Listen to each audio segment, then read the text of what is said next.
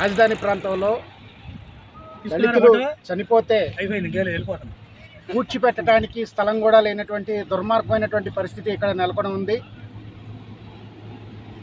ఒక పక్క justice Ponnaiah commission చెప్తా ఉంది, ప్రభుత్వం జీవో ఇచ్చింది 1235 అని. కానీ జీవోలు అయితే ఇచ్చారో ఆ జీవోల్ని అమలు చేయడంలో అధికారులు పూర్తిగా నిర్లక్ష్యం వహిస్తూ ఉన్నారు. రాజధాని వచ్చిన నేపథ్యంలో రాబోయేటువంటి రోజుల్లో ఇక్కడ ఇంకా మరింత జనాభా పెరిగేటువంటి అవకాశం ఉంది.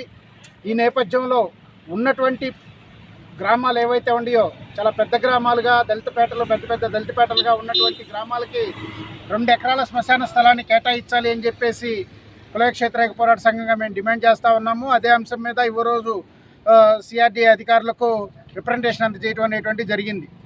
ప్రధానంగా చూసుకుంటే తుళ్ళూరు, వెంకటపాలెము, నిడమర్రు ఈ గ్రామాల్లో పూడ్చిన చోటనే మళ్ళీ శవాలను పూడ్చాల్సినటువంటి దౌర్భాగ్య పరిస్థితి.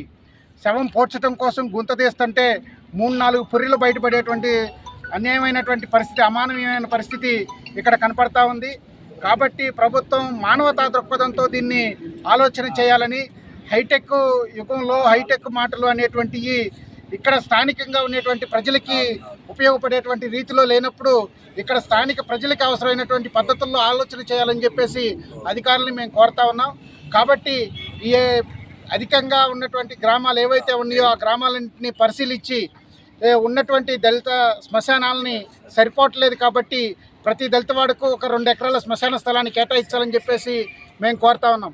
అదే సందర్భంలో ఇక్కడ రాజధాని పెన్షను ఇస్తున్నామని చెప్పేసి చెప్తా ఉన్నారు. ఎప్పుడో 2014లో ఉన్నటువంటి లెక్కల్ని చూసుకొని ఇప్పుడే చెప్తా ఉంటున్నారు.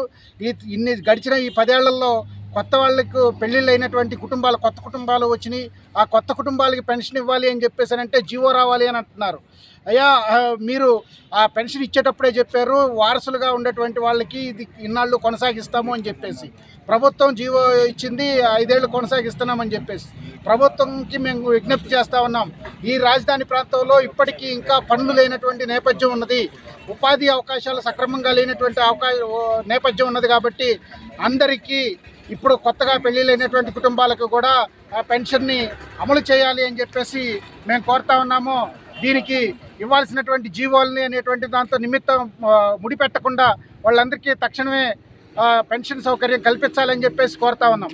రాజధాని ప్రాంతంలో భూములు ఇచ్చేటువంటి నేపథ్యంలోనే అప్పుడు ప్రభుత్వం హామీ ఇచ్చింది, ఈ ప్రాంతంలో ఇళ్ల స్థలాలు లేనటువంటి వాళ్ళందరికీ ఖచ్చితంగా ఇళ్ల స్థలాలు కేటాయిస్తామని చెప్పేసి హామీ ఇచ్చింది. కానీ ఆ హామీని నిలబెట్టుకోవటంలో తాత్సర్యం చేస్తూ ఉంది.